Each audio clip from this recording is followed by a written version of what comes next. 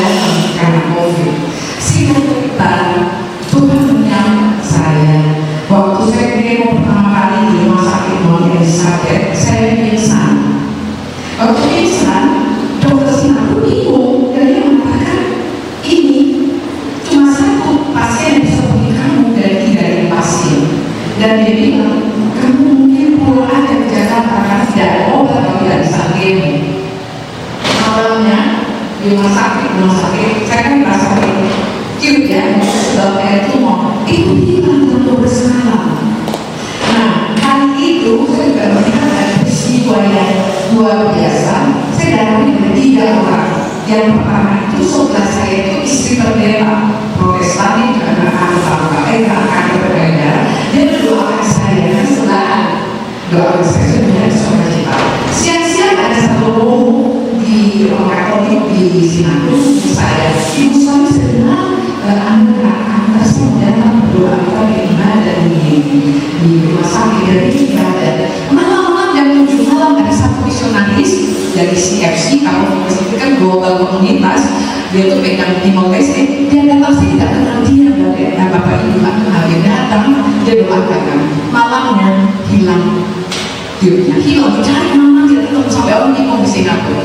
Dokter bilang ini adalah mujizat Tuhan. Jadi ini ada satu divine intervention. Pulang saja katanya ya, tidak apa-apa pulang. Semua orang akan kembali ke rumah Tuhan. Mungkin kasih waktu setahun, 2 tahun, 3 tahun, 5 tahun akan kembali ke Tuhan. Gunakan waktu dengan baik. Sudah saya pulang ke Jakarta. Waktu di Jakarta Tuhan menyiapkan saya. Saya ke satu dokter, ternyata dia dokternya Yohanes sama Karmel bayangkan. Saya kaget juga bisa ketemu dokter Yohanes, tahu ya, dia terkenal sekali dengan mujizat penyembuhan. Saya minta ke sana karena mau didoakan. Terus itu ternyata suster yang doakan karena Romo yang saya tidak ada didoakan, dan dia bilang ibu ini hanya penyakit biasa. Ibu tidak ada dendam, tidak ada sakit hati, tidak ada hati pada ibu pasti sembuh. Waktu itu perutnya besar ya, karena pada airnya muncul lagi semua gitu. Terus saya bilang, Tuhan, ini senang juga lega kalau saya tidak ada dendam, tidak ada orang yang selalu sakit kan, karena sakit hati, karena dendam, karena kanker gitu. Jadi Tuhan tuh nggak dikasih tidak semua begitu. Saya betul dikasih tenangan. Kemudian saya mau tarik air dari air kolam kan sakit. Dokter Indonesia dia mengatakan ini saya dokter MNC, dia bilang ini kalau saya ambil air bisa kena usus. Saya kaget, operasi besar ya dokter, iya loh, kalau di Singapura saya rasa kena usus, kalau air selesai gitu kan. Saya beritahu operasi sama suami saya, kita balik Singapura aja ya untuk anak saya. Tapi ternyata dalam Tuhan untuk saya penyembuhan. Lalu saya kemarin ke Singapura, saya kebetulan bekerja sebagai konsultan, banyak teman di Singapura. Dia datang dan dia bilang mau berobat di mana ibu suami? Saya bilang saya mau berobat di MUH, karena MUH terkenal National University Hospital itu rumah sakit pemerintah ya, yang bisa masuk hanya orang Singapura. Tapi karena dia orang hebat, dia kenal dengan pemerintahnya, kantor EY juga itu kantor besar di Singapura. Dia berhasil datang slot buat saya masuk. Setelah saya masuk, dokternya bilang ini bisa disembuhkan. Saya akan kasih obat yang lebih maju dari dokter yang dikasih di dokter Morisade. Setiap minggu kemo, setiap minggu kemo 2 jam, dan saya kemo selama 6 bulan. Setiap minggu saya ke rumah sakit, setiap minggu saya tes dan kemo. Dan puji Tuhan, saya tidak ada efek samping. Jadi kalau saya orang bingung, kok seperti orang biasa ya gitu, tidak juga orang sakit. Itulah belas kasih Tuhan, kasih Allah luar biasa. Dan akhirnya Desember saya dinyatakan bebas dari segala penyakit ini. Jadi dokter saya mengatakan ini betul-betul miracle, karena saat operasi yang biasa berjalan 9 jam, waktunya angkat operasi saya itu hanya 2,5 jam. Itu tidak masuk akal bagi Profesor Jeff yang mengoperasi saya.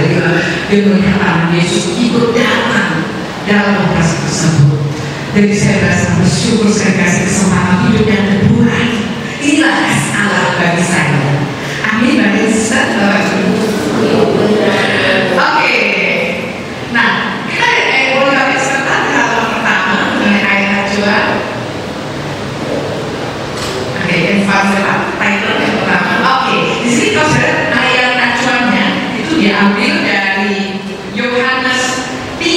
ayat 16 sampai 17. Karena begitu besar kasih Allah akan dunia ini, sehingga Dia telah mengaruniakan anaknya yang tunggal, supaya setiap orang percaya kepadanya tidak binasa, melainkan beroleh hidup yang kekal. Sebab Allah mengutus anaknya dalam dunia bukan menghakimi dunia, melainkan untuk menyelamatkan oleh Dia. Jadi kalau kita lihat kasih Allah ini begitu luar biasa, ya, kalau kita lihat ya, bagaimana Dia bisa mengirim putranya untuk menyelamatkan kita semua. Ini adalah ayat acuan untuk sesi ini, Yohanes 3 ayat 16 sampai 17. Ini sedikit mengenai keluarga kami. Saya dan suami dan punya 3 anak laki-laki, sudah besar semua karena kami sudah agak tua ya, saya sudah 57 tahun. Anak sudah besar semua, paling kecil itu 23 tahun, masih bekerja di Amerika.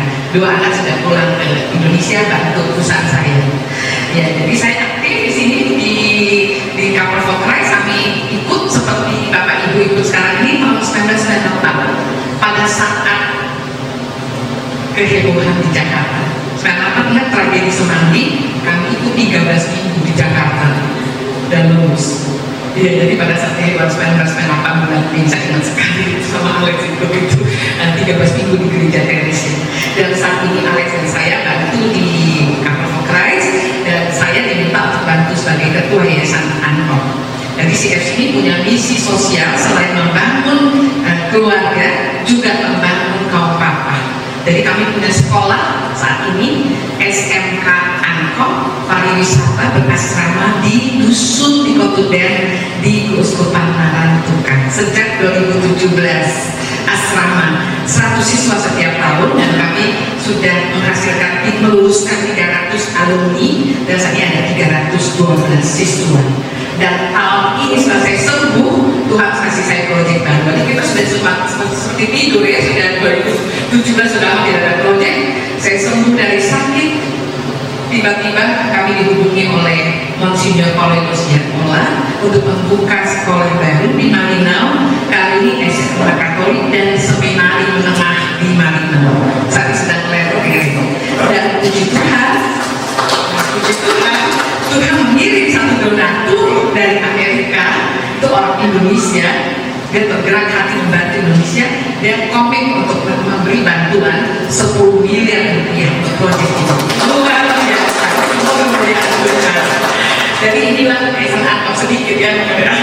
Oke, next. Oke, kita lanjutkan lagi, kita sudah. Jadi Allah adalah kasih, dan barang siapa tetap berada dalam kasih, dia tetap berada dalam Allah, dan Allah di dalam Dia. Jadi kalau kita lagi mengalami pergumulan saat ini, mungkin kita sakit, mungkin masalah ekonomi, mungkin mengenai relasi, ingat selalu Allah adalah kasih. Allah pasti menolong kita. Amin Bapak Ibu. Next. Jadi kalau kita lihat bagaimana bentuk kasih Allah itu, kita mulai dari kitab Perjanjian. Kitab Perjanjian, Allah menciptakan dunia ini. Hari pertama menciptakan apa? Langit dan bumi. Hari kedua, ada yang tahu? Nah, ini semua dapat dari belajar kitab ya, Pastor ya. Jadi 5. Oh, apa kebutuhan tanaman-tanaman? Oke, binatang-binatang semua diciptakan sampai hari ke-5 dia semuanya baik. Tapi pada hari ke-6 Allah menciptakan manusia menurut citra Allah. Berarti mencerminkan sifat Allah. Bayangkan kita diciptakan serupa dengan Allah. Luar biasa kasih Allah. Bayangkan Dia mau menciptakan kita serupa dengan Dia. Coba kita bayangkan, luar biasa bukan? Dia begitu mengasihi kita, menciptakan kita serupa dengan Dia. Jadi kita bisa lihat di sini bagaimana Allah begitu mengasihi kita, tapi karena kita ada kehendak bebas, kita jatuh dalam dosa. Kita ingat Adam dan Hawa berdosa karena tipuan si ular. Habis itu kita anaknya lagi kan, anaknya Kain kan. Apa yang Kain lakukan? Membunuh Habel. Tapi apa yang Tuhan Dia berikan tanda pada Kain supaya orang tidak membunuh Kain. Bayangkan, dia masih mengasihi Kain walaupun dia membunuh adiknya. Itulah kasih Allah. Kita itu lagi semua berdosa, tapi Allah bilang siapkan baterai anggur satu-satu supaya tidak membunuh manusia ini kan. Jadi Allah itu mengasihi manusia. Tapi manusia memang tidak mengenal Allah, terus menentang Allah. Dikasih nabi minta raja, ya kan?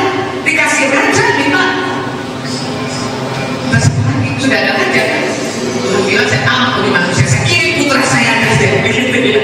Jadi kita bisa melihat bahwa kasih Allah sungguh menciptakan, kasih Allah menciptakan. Di sini dia menciptakan kita serupa dengan Allah. Tapi karena kita berdosa terus, jadi Allah menyelamatkan kita. Kasih menyelamatkan lewat putranya. Next, kasih Allah menyelamatkan, dia mengirim putranya kepada kita. Nah, kalau kita lihat sebelum kita masuk kasih Allah menyelamatkan, kita ingat perumpamaan anak yang hilang. Ingat ada peristiwa di Alkitab, ada yang perumpamaan mengenai anak yang hilang. Itu kisah seorang bapak dengan dua anak. Nah, anak sulung dan anak bungsu. Suatu ketika anak bungsunya minta harta warisan. Kurang ajar ya anak ini ya, betul. Anak belum meninggal bapaknya sudah minta harta warisan itu kan. Dan kurang ajar namanya. Tapi bapaknya dia pergi dan kasih harta warisannya kepada anak bungsu. Tapi apa yang terjadi? Dia habiskan uang itu, dia menderita kemalaman. Akhirnya dia kembali, dia pikir-pikir lagi. Saya balik ke rumah bapak saja.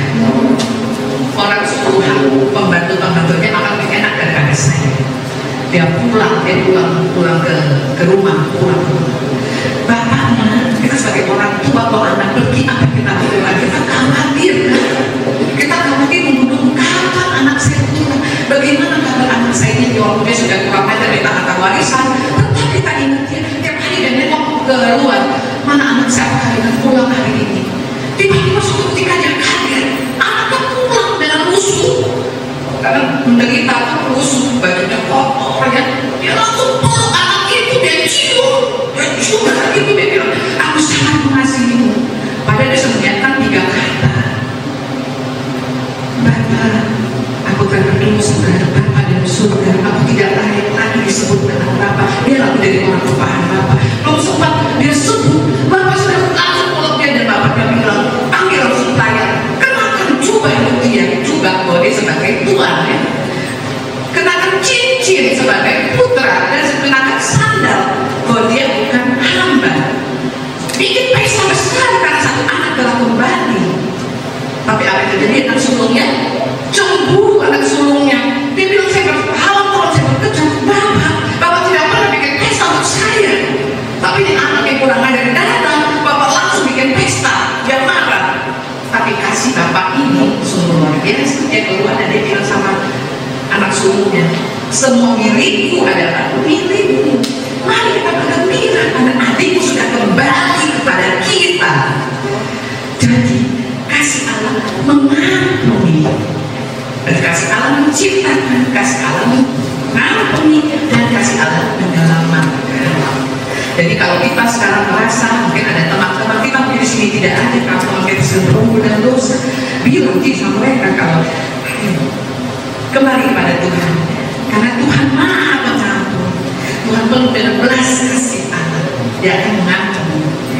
Dan kasih Allah terpusat kepada Tuhan Yesus sebagai putranya dikirim kepada kita untuk menyelamatkan kita. Jadi dari Yohanes Paulus kedua juga mengungkapkan kasih Allah diungkapkan dalam persembahan diri putranya yang tunggal. Allah begitu mengasihi manusia sampai dan mengirim putranya saat itu menyelamatkan kita. Saya tadinya bukan orang Katolik. Saya dibesarkan oleh keluarga Konghucu, keluarga Chinese ya, di Bangka, kota kecil di Sumatera Selatan, jauh.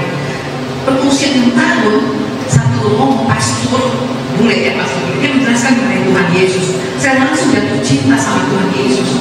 Usia 6 tahun, saya bilang, ini luar luar biasa Tuhan ini ya. Dia Tuhan, tapi dia mau turun ke dunia menderita. Saya tidak tahu, hebat, superman gitu kan, hebat gitu kan, tapi dia rela menderita.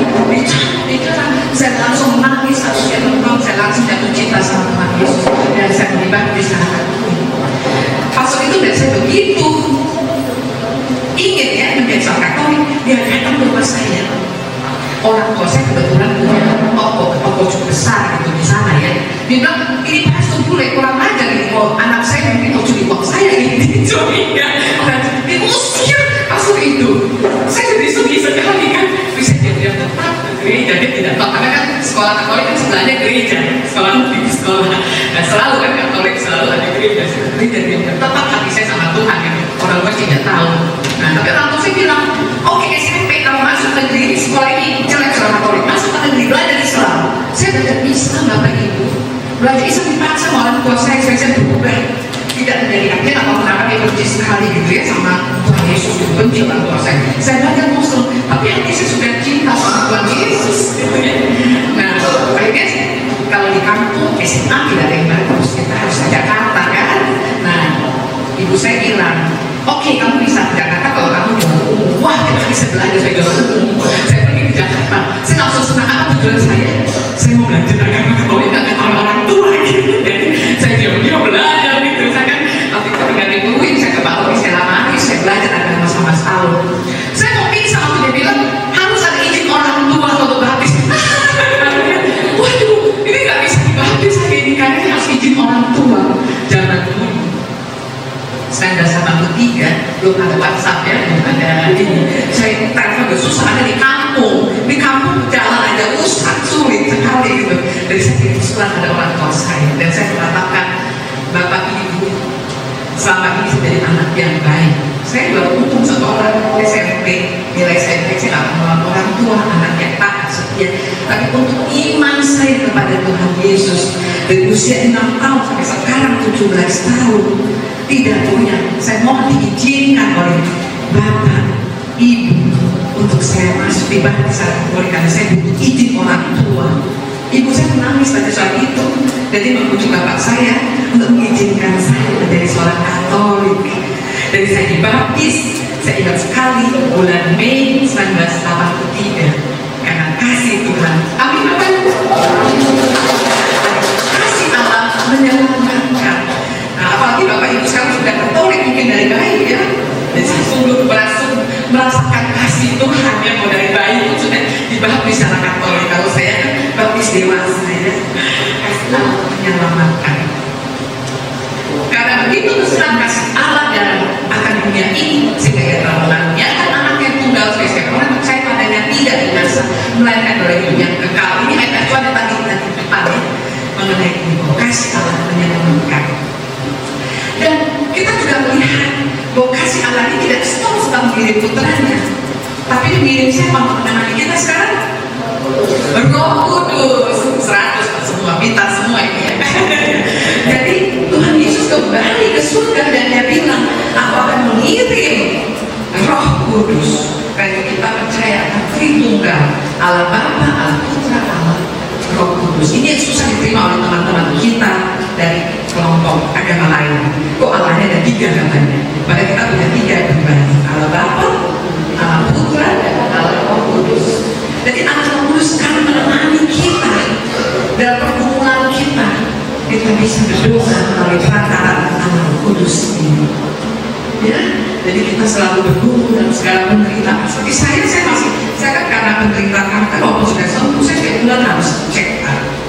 Setiap 3 bulan harus PET scan, harus minum obat selama 3 tahun, obat oral kemi, harus minum obat. Tapi sejauh itu suka cita, ada proyek CFC kan, ada proyek Angkot di Kamilau, bisa pergi ke Angkot, tahun lalu saya pergi kemana-mana, ke Angkot, ke Papua, Jayapura, kemana-mana gitu. Saya merasa Tuhan selama saya masih hidup, karena kasih Allah itu besar pada saya, pada beta, dan beta mau mengembalikan pada Tuhan dengan memberikan pengajaran dengan pelayanan sukacita untuk semua orang yang membutuhkan. Dan itulah kasih Allah menciptakan, kasih Allah mengampuni, kasih Allah menyelamatkan, dan kasih Allah bertahan selamanya. Next. Ada video, kita boleh nonton sebentar ya, video mengenai kasih Allah, surat dari Allah Bapa kepada kita. Kita nonton sebentar.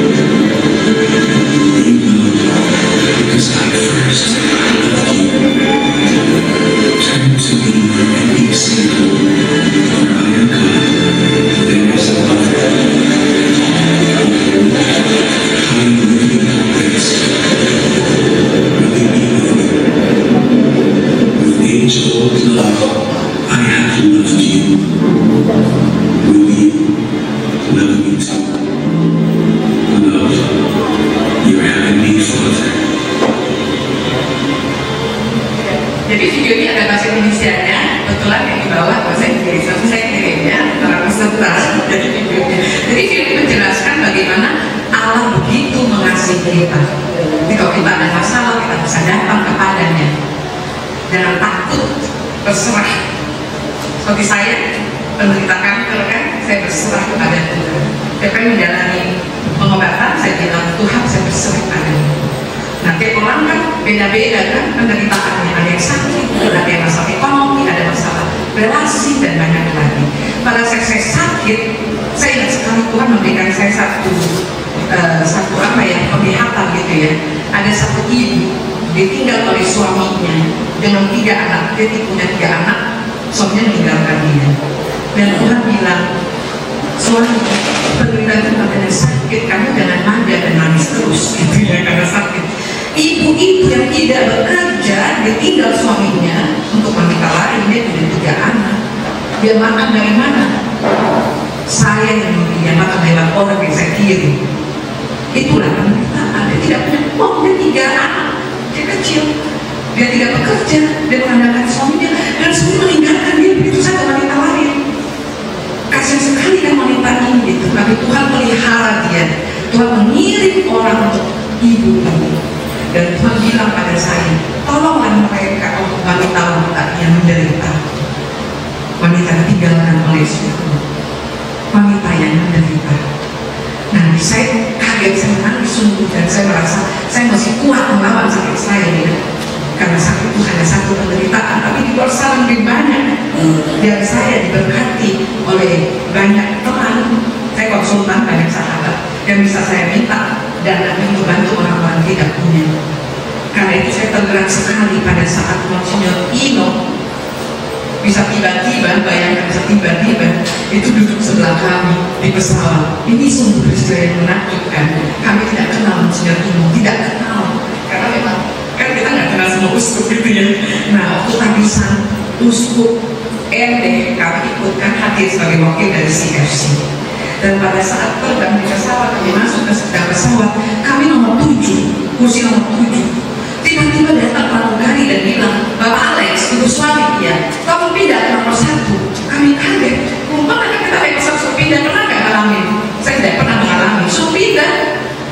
Kenapa pindah? Pindah saja, kita suruh pindah. Dan ternyata sebelah kami itu Monsinyur Ino. Bayangkan, uskup kita, uskup Ambon. Nah, jadi saya belum tahu tuh si Ino. Di belakang saya orang awam ikut juga tapi uskup RD, ya colek saya, dia bilang, ibu aja bicara uskup sebelah itu. Uskup itu kalau pakai baju biasa kan, uskup itu uskup Ambon, masih muda ya, saya bilang itu masih muda. Terus dia bilang, ini tuh uskup Ambon, Monsinyur Ino, dia kami ke Monsinyur Ino. Terus saya langsung teringat. Kenapa saya teringat? Karena pada saat ingat ya, ada satu donatur besar di Amerika yang memberikan 10 miliar. Dia telepon saya dan mengatakan, ibu suami, saya dapat proposal dari Monsinyur Ino uskup Ambon mengenai proyek di Pulau Buru. Apakah ibu suami kenal dengan Monsinyur Ino? Saat itu saya bilang apa? Tidak kenal, tidak kenal. Tiba-tiba sebelah saya Monsinyur Ino. Itu luar biasa bagaimana Tuhan mempertemukan kami ya, karena kita semua dalam ini karya Roh Kudus dan kasih Tuhan. Dan saya bilang sama si Ino, oh ini Monsinyur Ino, saya langsung spontan ingat itu. Ini waktu itu Pak Luki bilang, mengenai Monsinyur Ino saya tidak kenal. Oh ini sekarang ada pakai Pulau Buru, gitu. Dan itu saya tidak percakapan di situ. Dan Monsinyur Ino mengatakan, iya ibu. Dia menceritakan mengenai proyek Pulau Buru dan saya betul-betul tersentuh. Dia bilang setiap tahun Pulau Buru dan anak-anak yang diberikan kepada gereja bukan beragama Katolik yang tidak punya agama, 50 anak itu disekolahkan secara Katolik, asal secara Katolik, dibaptis secara Katolik. Monsinyur Ino saat ini mengirim anak-anak ini ke Jakarta di panti asuhan di bangsa Paus Barat. Itu anak ini datang juga, tapi karena perbedaan budaya mereka sulit sekali beradaptasi di Jakarta kan. Beda Ambon, budaya Ambon dan budaya Jakarta kan, mereka struggle. Jadi Monsinyur Ino tergerak untuk membuatkan sekolah buat mereka, SD, SMP, SMA itu di Pulau Buru. Dan saat itu dia memberikan proposal pada donatur ini yang menanyakan pendapat saya karena saya tidak kenal saat itu. Jadi saya memilih proyek Marina kan. Bisa bilang ke Monsinyur, ini betul-betul missio Argentes Monsinyur. Missio Argentes berarti ini betul orang golongan Katolik menjadi Katolik. Dan 50 setiap tahun, ini luar biasa Monsinyur. Saya akan bantu Monsinyur, yayasan kami akan bantu. Tapi tunggu ya, selesai proyek Marinau dulu ya. Jadi tahun ini masih proyek Marinau, tahun depan 2026 kalau selesai proyek Marinau, kami akan komit bangun sekolah di Pulau Buru. Ini kesaksian saya bahwa karya Roh Kudus itu luar biasa. Nah, kekuatan saya itu memang karena punya banyak teman, punya banyak klien yang saya bisa minta untuk donasi. Kenapa? Di Jakarta, untuk beli make up aja 1 juta, Bapak Ibu, 1 juta. Jadi saya bilang 1 juta, sumbang kalau miskin, kamu make up aja 1 juta. Jadi mereka malu. Kalau di Jakarta dan cukup gampang. Kalau kita ada proyek bagus, kami sendiri dari percaya bantu. Kalau kami dalam sekolah ratuka 30 miliar, sekali dalam dana 6,5 miliar. Itu masih belum cukup. Tuhan bilang pakai kantor kamu untuk ini. Gak ada. Kalau kamu bilang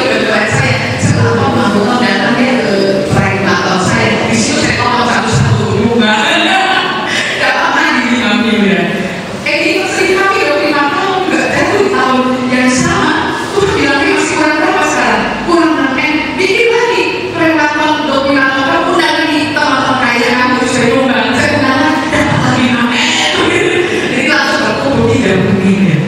Itu luar biasa, semua kasih Tuhan ya. Tuhan yang menggerakkan mereka. Saya ada sebagai orang tua muda, mereka ikut acara ulang tahun, ikut acara anniversary mereka berubah.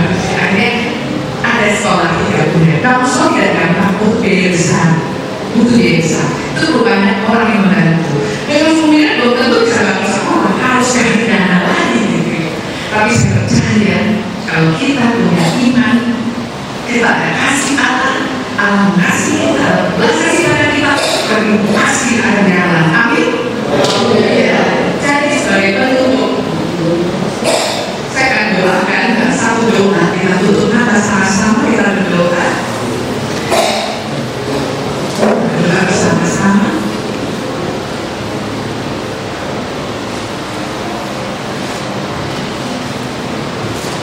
Bapa di surga, terima kasih atas kasih dan pengampunan-Mu. Berilah rahmat untuk mengingat setiap saat bahwa kasih menciptakan, kasih menyelamatkan, dan kasih bertahan selamanya. Aku mengundang masuk dalam hidupku. Aku membuka diriku untuk berkat, pengampunan, dan rahmat. Aku memberikan pada hidupku yang membutuhkan lebih banyak sentuhan kasih. Bapak, berikan